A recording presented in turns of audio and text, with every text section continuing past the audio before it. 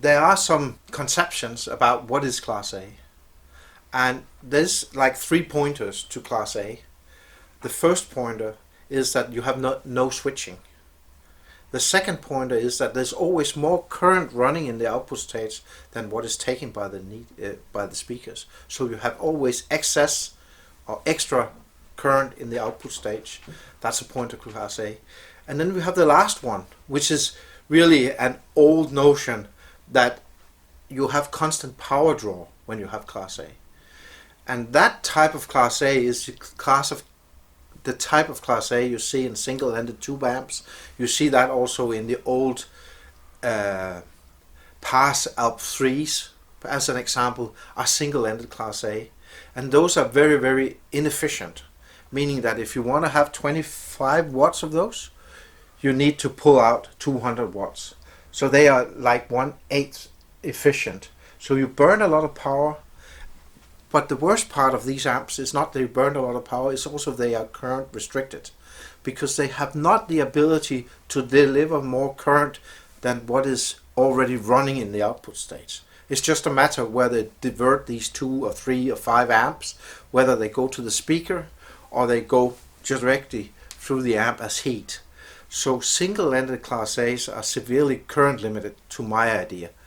My idea is that an amplifier needs to be able to deliver up to maybe 80 or 100 amps in transient peaks, because those current transients is what makes it possible for the music material to get taken away from the speaker and just happen in the air.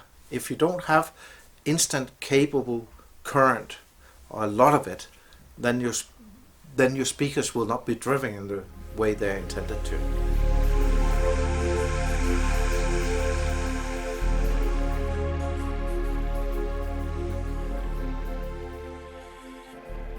The phono stage of the Aavik is a result of many, many years of experiments.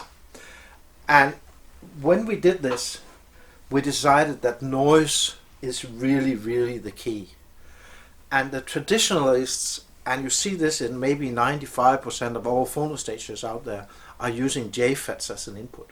But JFETs, especially today's JFETs, are quite noisy. And you can never get below minus 70, 75 dB. This one has a noise figure of minus 94 dB. It's extremely quiet, and the reason it's extremely quiet is that we use bipolar transistors. Now, bipolar transistors are normally not used in phono stages as an input, and the reason is that they have base currents. So the risk is you run current out the base through your moving coil cartridge and into ground, and it kills it.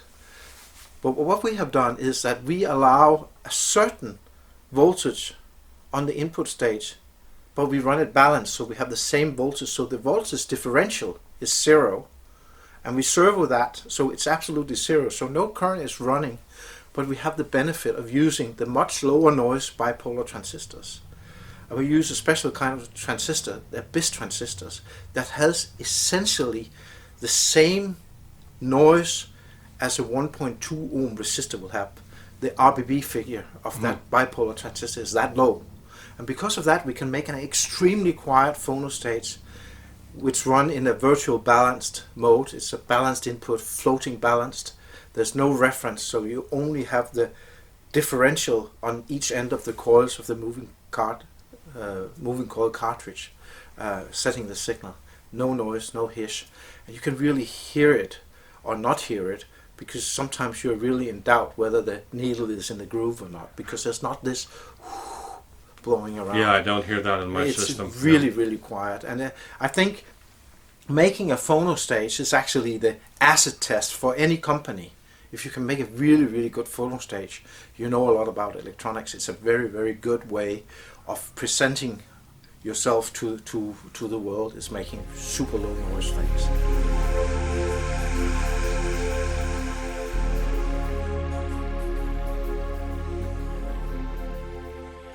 I think I ought to tell a little bit about the output stage. The output stage of these are non-switching. They have always more current running through the output devices than what the speaker needs. And because of that, they run in Class A all the time.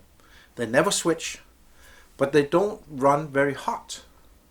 And what we have done is that we have made a driver trim, that a driver stage that's actually connected to the output signal, and the bias spread that sets the current in the output transistors is maintained with devices instead of resistors. And that means that when the output stage is asked to deliver more current, normally the current going through the resistors will run through the output stage as base current, and that will limit and that will decrease the bias spread. But because we do it with devices, we maintain the bias spread, and that prevents the output transistors from ever turning off.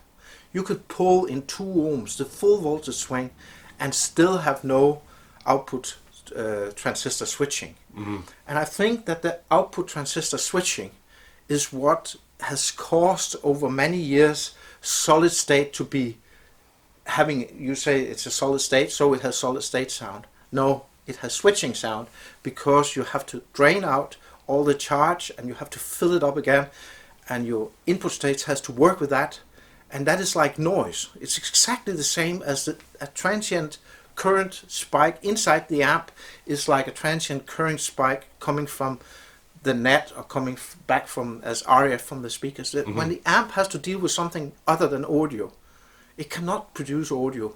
You get this non-clarity.